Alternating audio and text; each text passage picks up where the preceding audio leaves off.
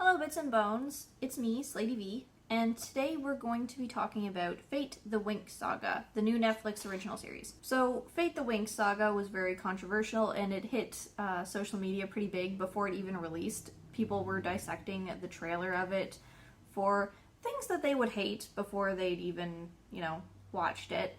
And honestly, the one video by I'll just link it right here if I can or in the description. But I watched a video of a girl analyzing the trailer, and all of her criticisms were actually pretty fair and held up even after it had been released. So we're going to talk a little bit about all of the things that I agreed with and also felt was wrong with the Winx Fate series, as well as some extra criticism that I found, and then have a little bit of a discussion about, why.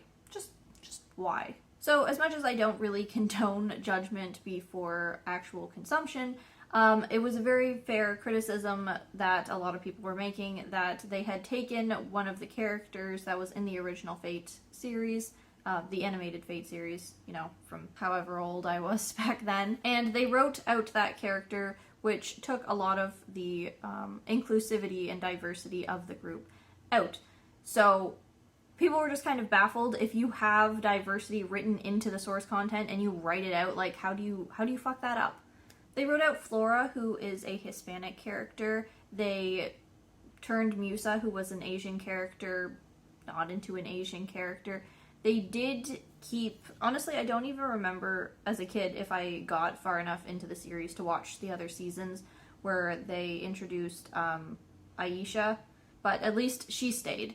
It was just kind of ridiculous. It was like, why did they make these casting choices? They did include a representation of a heavier weight female character called Tara in place of Flora, but she's white, and if you wanted to add a character that was a bit more heavyset, you could have done that in any of the characters in any regard anyway, and just kept the race there. The costuming was terrible. It was just bland. It looked like everyday wear. There was no inspiration for the costuming, where Winx Club as a cartoon was so heavily inspired by actual fashion icons and trends at the time, and it was so colorful and so poppy, and they just drained all of it out. The setting itself didn't even feel very magical. It's a university essentially for fairies, high school, whatever age group they want to pretend it is, because they're very clearly adults playing teenagers, and it just looks like any random ass dull dreary campus. There's nothing inherently magical about it. If you're going to do Winx as a live action series, I think they needed to go lean in to the magical colorfulness more. Make it actually CG it. Have the forest around it be very colorful, vibrant, beautiful. Let there be weird plants. Let there be, random shit floating around in the background, like at Hogwarts. It's like, you say it's a magical school, but you took all of the magic out of it, and then just... Those were the kind of general criticisms. Everyone agrees that that was a problem. But the two that I wanted to talk about was the elements that they decided to use for the magic system. The original Winx had fairies of a variety of different kinds. Musa was a music fairy. Techna was a technology fairy, which, I guess was just too hard to figure out how to do. Flora was a earth, she was a dryad fairy, so she worked with plants and the earth and whatnot. Bloom was the, typical overpowered fire fairy in both iterations, and they kept Stella as a light fairy. But for Fate, the Winx Saga, they decided to take out the sort of randomness of what fairies could be. Fairies could be, like I said, a technology or a music fairy. You could be a fairy of pretty much anything. And that was one of the funnest things about watching Winx as a kid, was because every time you watched it every week, you could go out and you could play, and you could just decide to be whatever the heck kind of fairy you wanted at the time. Whatever suited your needs. You could make up your abilities as you go. It's just, the world was your oyster. I'm pretty sure I was a cat fairy for most of my playing. But the point was that it was just sort of an undefined magic system. They had fairies, they had witches, they had the guys who they used in Fate as like combat, like regular non-super magical combat. So it was just fun. And as a Netflix original series and how they were going to write it, I don't see why they couldn't have kept the whimsical randomness of it, because it's not like they sat down and plotted out the storyline so well that they were like, we need to be super professional, we need to have no plot holes, we need to have no characters that are kind of wishy-washy and don't make any sense based on the progression that we've actually had for them. So we need a solid magic system. We're going to go back to the elements. We're not going to fuck around. And if they were actually doing that, that would have made sense. That would have been fine. But basically, they were just taking like an aspect that would have made it a lot more fun and lean into the fact that this is a very cringy show. Out of it was just kind of a poor decision. It made it so much blander, just like how they took the environment, the magic out of the environment. They also took a bit of the magic out of the magic.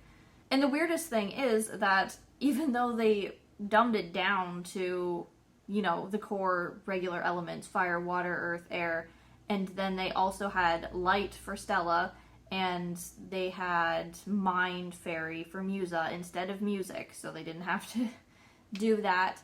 The weird thing is that although they decided to dumb it down, they still didn't have opposites. Because they added in the mind fairy and the light fairy, where was the dark fairy? Where was whatever the opposite of the mind fairy is? It's like, isn't the whole point of having a bare bones elemental system so that they have opposites and strengths and they kind of like interact with each other? But that was completely not gone over. If it was a proper hexagon of like, this one complements this one and this one and this one and then the opposite of this one, so it's stronger against that one, that would make sense. But adding light and mind into the mix are just kind of like outliers compared to the base 4 from Avatar: The Last Airbender, and we all know how those are supposed to go.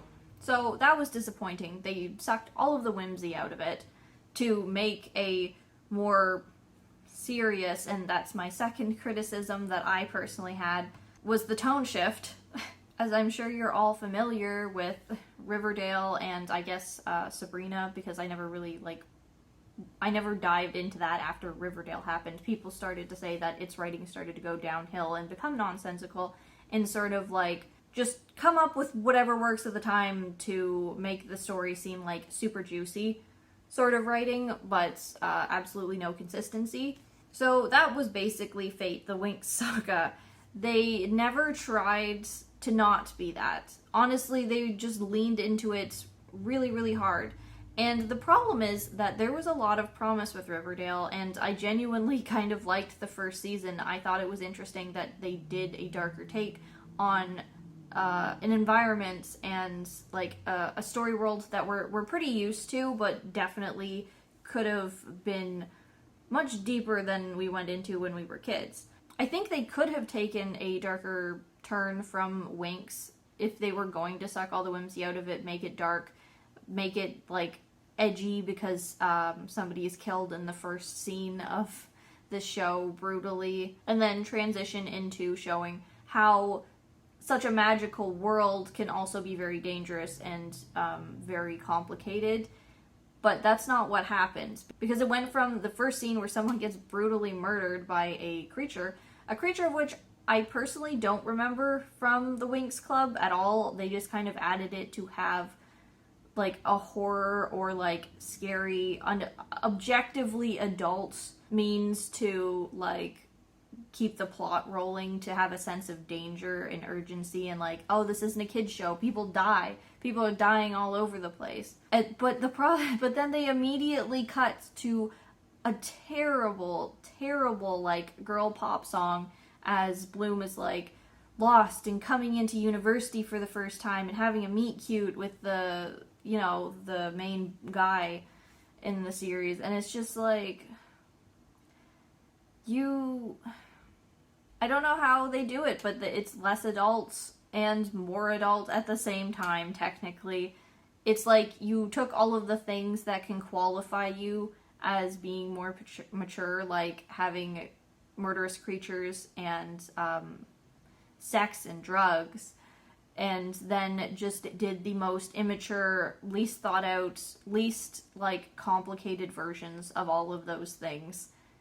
And it was just so disappointing. I didn't watch all of it. I watched reviews on the end of it. I got through the first, like, however many episodes, and then I just had to stop watching it because there was nothing in it for someone who has either been a fan of the Winx Club when I was a kid or would have wanted a dark academia spin on it, because it wasn't actually scary, it wasn't actually, like, dramatic, there was no, like, weight or tension. All of the characters just kind of felt like throwaway. I couldn't get invested in any of them because they were too paper cookie cutter. Tara had, like, one or two genuine good moments, but the rest of it was just pretty much exactly what you would expect from a Netflix original series aimed at young adults. In the end, I don't know why they made this, other than to drag the Winx Club's name in the dirt, because the content and the genre that they turned it into, I don't know who they made it for.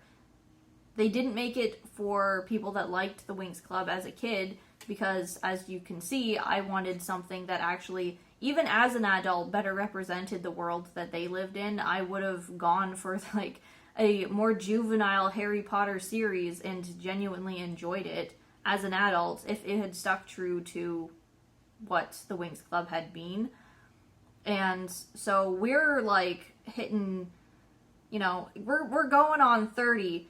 So when you release a series that's darker and more edgy, and then fill it full of, like, throwaway tropes and, like, terrible character development and characters that, like, somebody that's actually an adult can't really relate to or care about, then I don't know who you're actually marketing this to. You're taking a child series, remaking it, and then marketing it to not children, not the adults that used to like it as children, but the middle ground that never had any connection to Winx in the first club. Winx in the first place. So, yeah. Just a big old fat why. I don't enjoy making reviews or watching things that I know I'm going to hate on purpose just for the sake of hating them. It's kind of a waste of my time. But this one was a bit more of a passion one because I did have a connection to the original content and I wanted to see what they did with it. And as much as I'm disappointed, I'm more just very, very curious, like, how they thought this was going to play out. Like, where on the team of people that decided to revamp this and make this, they thought they were going to get their audience from. And it just goes to show that revamping something and attaching it to a pre-existing series doesn't inherently make it, like, worthy. It might get a bit of hype going, it might feel like you have a base audience that you're starting with, but you're really not. You're really setting yourself up for disaster, because if you piss off that base audience that was pre-existing, then you've lost everything.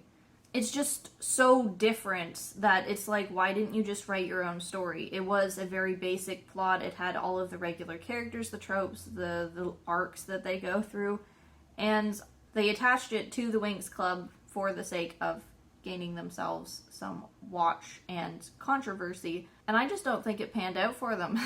It's a question into the validity of fan art, like how 50 Shades of Grey was originally based on fan writing of Twilight, but the end content really had nothing to do with Twilight at all, and people still got hung up on it. So there's some people that can't get over the fact that something was inspired or loosely related to something else in the first place. So it makes sense to try and cover your ass and just say, oh yeah, we want to do like a magical fairy school, why don't we just like use the Winx Club but actually don't use the Winx Club? I can understand like some of the thoughts behind it, but at the same time I think that they should have just made their own thing. You're allowed to have all those elements, not have it be a complete ripoff, because it definitely wasn't canon. Like, the second something is inapplicable to its own canon, then I think that you're fine to just take it and make it its own thing. Say it was inspired by Winx Club. Don't say it is in the Winx universe. Don't use the same characters. Like, it's so easy. Just give them different names.